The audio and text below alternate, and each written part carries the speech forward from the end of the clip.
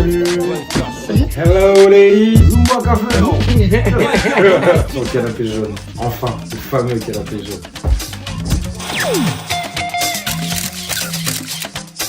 Salut Kemso. Salut Fatou. Présente-toi. Kemso Kemringue, J Kemso, comédien, tatoueur, ex-musicien, plein de trucs en vrai. Suffisamment jeune pour vivre et suffisamment vieux pour savoir qu'il faut que je vive. C'est du black and proud. On n'a pas besoin de savoir qu'on existe, on sait qu'on existe, on est là, qu'on fasse les choses, qu'on prenne notre place. On n'a pas besoin de manifester pour qu'on nous voit. Mais moi c'est black and proud. Je te dis super série, je te dis Canal+, super moment, super décor, super intrigue, super tournage, superbe équipe aussi. C'est un petit peu l'envie de tous les rappeurs, je pense, tu vois, même quand ils font des clips, quand ils font des trucs, c'est d'avoir un peu de scénario, avoir un peu de trucs. Et quand t'as l'occasion de pouvoir te retrouver sur une série comme Guyane notamment, bah, c'est un kiff de ouf. Et c'est dur d'être acteur? C'est dur si tu travailles pas. Si tu travailles, tu connais des textes par cœur, tu connais des trucs par cœur, c'est que du bonheur. Personnellement, je le lis, je le relis, je me le refais dans la tête, je le fais en marchant, je le fais en dansant, je le fais en prenant ma douche, en écoutant de la musique, je le fais sur la tête, sur le ventre, sur le dos, je le fais sur les genoux, il faut que ça rentre. On est patient, mais ouais, on arrive. On est patient, mais on arrive. Ouais. On travaille pour en tout cas. Ouais, bah, je te dis cinéma. Ouais, cinéma. On parlera des tatouages plus tard. Jeunesse, vie, nécessité, la perte de temps. Je te dis aussi perte de temps. Énorme perte de temps. Tu regrettes? J'y ai vécu des belles choses, mais j'ai perdu beaucoup de choses aussi. Et je pense que j'ai perdu plus que je n'ai gagné en faisant. Qu'est-ce que t'as perdu et qu'est-ce que t'as gagné? Ce que j'ai gagné, j'ai rencontré plein de gens, j'ai appris plein de trucs. Tu vois, je peux me retrouver, je sais pas où, avec une boîte de conserve, je te fais une chauffe, tu vois. Non, tu vois, il y a ça, mais après, ouais, j'ai perdu du temps, j'ai perdu des amis, j'ai perdu les parents de mes amis, les opportunités, j'ai perdu de l'argent, et puis des années, quoi. Bonnes ou mauvaises, mais je les ai perdues quand même. Est-ce qu'on peut les rattraper? Non, mais on peut essayer de faire en sorte de s'accrocher à ce qui nous reste. Bien sûr, la prison, c'est pas une fin en soi. À partir du moment où tu y vis et que tu as encore la tête sur les épaules, là, tu sais qu'il faut pas y retourner. Donc après, tu essaies de trouver quelque chose qui te permettra de vivre, de gagner ta vie, d'être cool et de ne pas y retourner. Voilà. Parce que la vie, elle m'a ramené sur certaines choses. Et de là, bah, je me suis habitué, j'ai continué, j'ai fait. Et puis malheureusement, bah, voilà. Et aussi, ils bossent de leur côté. Donc tu peux être très intelligent, mais ils le sont aussi. Donc il y a un moment où ça casse. Et encore, je suis en prison, t'as vu, aujourd'hui les gens ils meurent. Alors là, je te dis, les gens ils meurent. Ouais, c'est grave, les gens, on est arrivé à un stade où tu sors de chez toi, ouais, tu peux flipper pour toi, tu peux flipper pour tes petits frères, tu peux flipper pour tes enfants, tu peux flipper pour les petits frères de tes potes, les petits frères de ta meuf. Et ça, c'est flippant d'avoir peur de la police, quoi. Des enfants, Combien? on est 3. Qu'est-ce que tu prévois pour eux? Bah déjà, je leur apprends à apprendre. Beaucoup apprendre et tout. Même des choses qui ont pas forcément l'air intéressantes aujourd'hui, mais qui peuvent l'être plus tard, ou tout simplement des choses qui sont bonnes à savoir. Même si on les utilise pas, c'est bien, tu les as dans un coin de la tête. Apprendre, être dépendante et être fier. Bah déjà j'ai des filles, il y a plein de choses qu'elles ont appris dans la rue, tu vois. À l'école, tu connais, t'as vu, les parents ils sont là, ils parlent devant leurs enfants normal. Le lendemain ils arrivent à l'école, ils parlent, tu vois. Ouais c'est vrai ton père ci, ouais c'est vrai ton père ça. Donc déjà elles ont appris pas mal de trucs comme ça. Et il y a un moment où justement je voyais qu'elles commençaient à vouloir prendre un petit peu des choix qui n'étaient pas super. Je me suis assis avec eux, je leur ai parlé, tu vois. Je leur ai expliqué qui j'étais, qu'est-ce que je faisais, parce que t'as vu, on connaît pas réellement nos parents en vrai. C'est ton rep il est comme ça, ta rep elle est comme ça, mais ils ont une jeunesse, tu vois. Des fois ta mère c'est, tu vois. Tu vois, c'était peut-être pas forcément la femme que tu vois aujourd'hui, tu vois, ton père aussi, tu vois. On a tendance à oublier tout ça. Donc moi je leur ai dit qui j'étais, je leur ai dit par où j'étais passé, je leur ai dit ce que j'avais fait et que voilà, c'était pas forcément des super trucs, tu vois. Aujourd'hui on est cool. Et elles ont réagi comment quand tu leur as raconté tout ça? Ah ouais, on le savait déjà, mais c'est bien que tu nous le dises.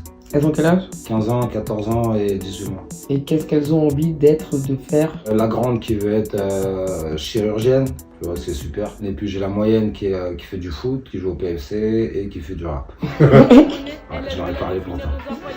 Tu leur as parlé pourtant et tu leur as dit pas pourtant. Je leur ai dit, tu vois, pas ça. Tu vois, y a mieux que ça, pas ça. Tu vois. En plus, c'était une fille, tout. Mais ouais, non, et en plus, elle déchire, c'est ça le pire. Parce qu'elle est super forte. Elle arrive bientôt de passer.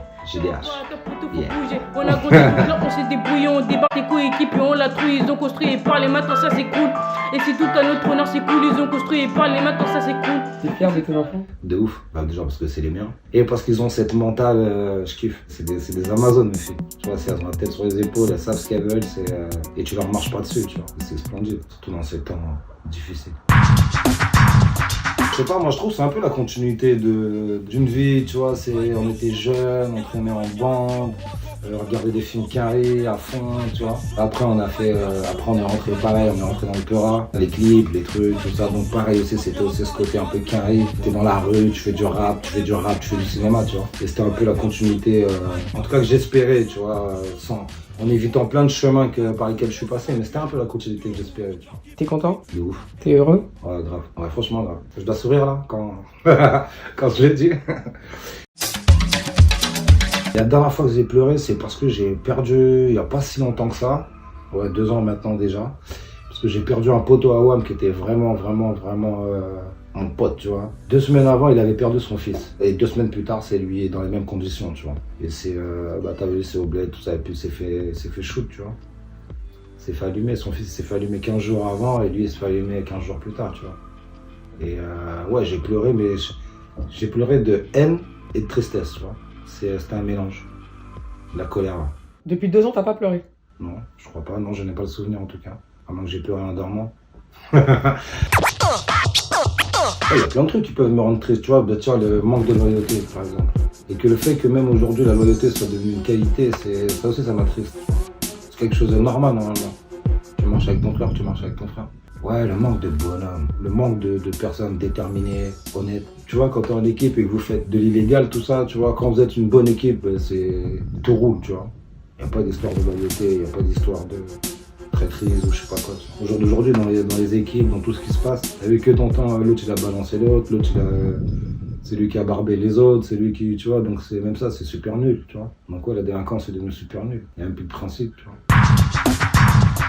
Non, j'ai pas peur pour moi, parce que moi je sais que à 21h je serai chez moi. J'ai peur pour ce qui va se passer, pour les jeunes, les petits jeunes, les gens même lambda qui vont prendre les petites ruelles pour rentrer chez eux parce qu'ils ont dû travailler un petit peu plus tard ou il y a eu un imprévu qui fait qu'à 21h ils sont encore dans les rues et ceux qui vont se faire attraper dans les petites ruelles parisiennes. Ça me fait peur. J'ai grandi donc en famille d'accueil jusqu'à l'âge de 11 ans à peu près. Puis à l'âge de 11 ans, justement, j'ai vu que j'étais pas à ma place. Et donc je suis parti comme Tom Sawyer. Mon ballon au bout du bâton et puis hop, je suis allé faire ma vie. Mon rep il est décédé et ma rhum, elle est au bled. Ouais, c'est une longue histoire tout ça. Ça va avec les années 80, ça va avec le système de France, comment se comporter avec les métropoles.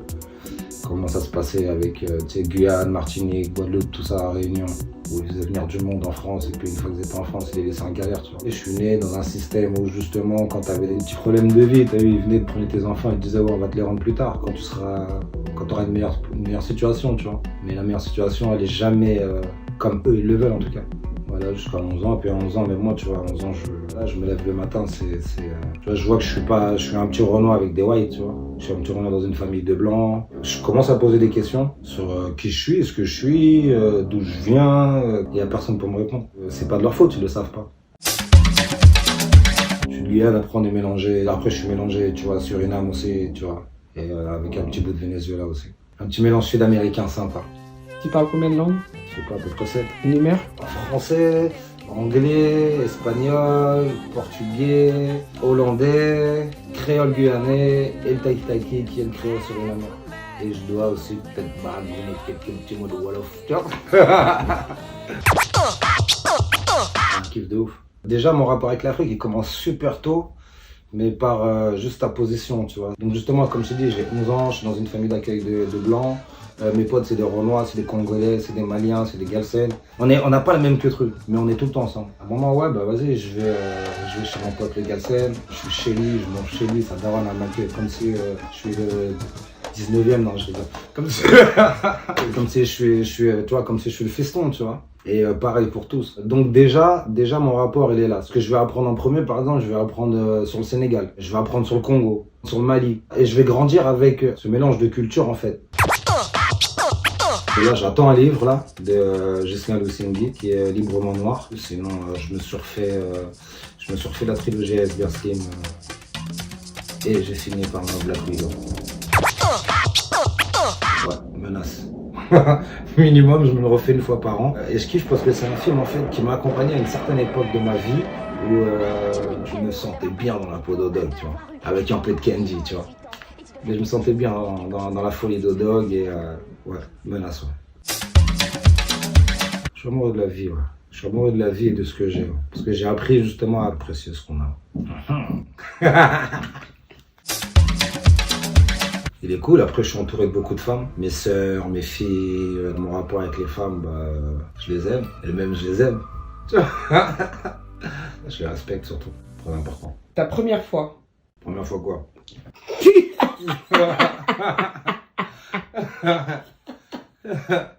Alors, Ta première coucherie. j'étais petit, je me rappelle, c'était à Marseille. Ça c'était aussi avec mes premières Kansva, tu vois. T'es parti grosse équipe, tout ça, c'était à l'époque où, où les mecs de Paname, quand on descendait à Marseille, c'était Las Vegas, tu vois. Et ouais, puis tu connais, t'es là, tu viens de Paname, tout ça, arrête, toi tu me gênes.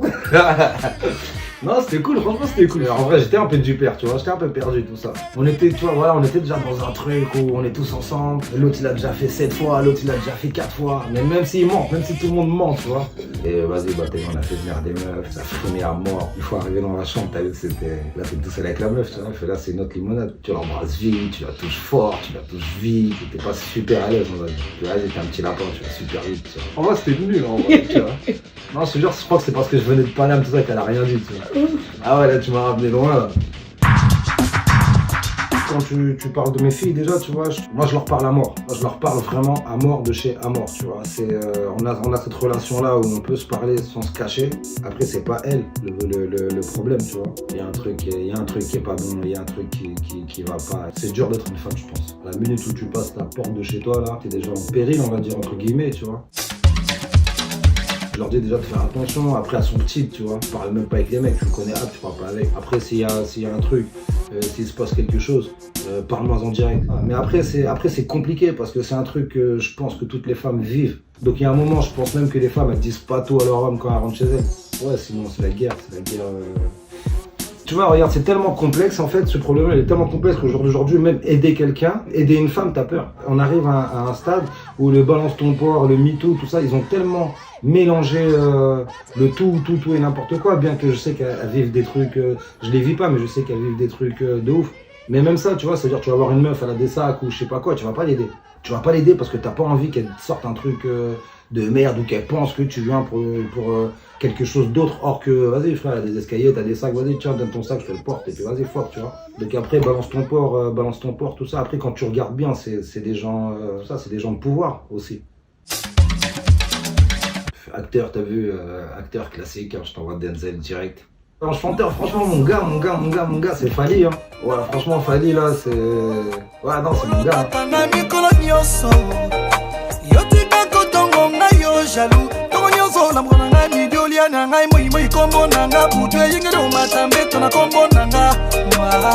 Grand respect pour Fally, ouais. Il y a des sorties de films, sorties de séries. On a un téléfilm qui sort sur France 2, Faux Semblant, d'Aki Misker. Et il y a la série Cheyenne et Lola qui sort sur OCS le 24 novembre. Et il y a le film Le Chant des Fusils qui a été tourné au Burkina Faso, qui devrait sortir en février, je crois. Plus, je suis en train de commencer à gribouiller pour gribouiller un livre avec Fatou Birama, justement. Qu'est-ce que tu vas raconter dans ce livre? Je vais raconter ce que je te dis pas dans les interviews. Non, ouais, je vais raconter, je vais parler un peu de mon parcours, je vais parler un peu de ma vie, d'où je viens, d'où j'arrive, de comment j'y suis arrivé, de certains obstacles que j'ai réussi à passer, d'autres qui m'ont retardé la vie, quoi. Là, franchement, avec des histoires de virus, de couvre-feu, de confinement, de Corée du Nord, de Trump, de Chine, de Congo, de Russie, de la Suède, en Europe, en Amérique du Sud, ce qui se passe. C'est chaud, mais on sera là et on sera debout encore. Parce qu'il y a tout, que ce soit au niveau des richesses, que ce soit au niveau de l'intelligentsia, au niveau de tout ça. Et il y a justement tout ce rapatriement d'étudiants, d'entrepreneurs, de créateurs qui ont évolué en Europe ou aux États-Unis, qui rentrent au pays. Il s'avère qu'on est dans une ère où il fait plus trop bon de vivre ailleurs. Donc tout le monde va commencer à rentrer avec ce qu'ils ont appris, avec ce qu'ils peuvent apporter. Et je pense qu'avec un petit peu de chance et beaucoup de bon sens de nos présidents, je pense qu'on pourra arriver à faire quelque chose et à remettre l'Afrique au top dans quelques années, dans quelques décennies. En tout cas, être sur la bonne route. Apprendre tout. Quand tu le sais, bah, tu te trompes pas. Au revoir.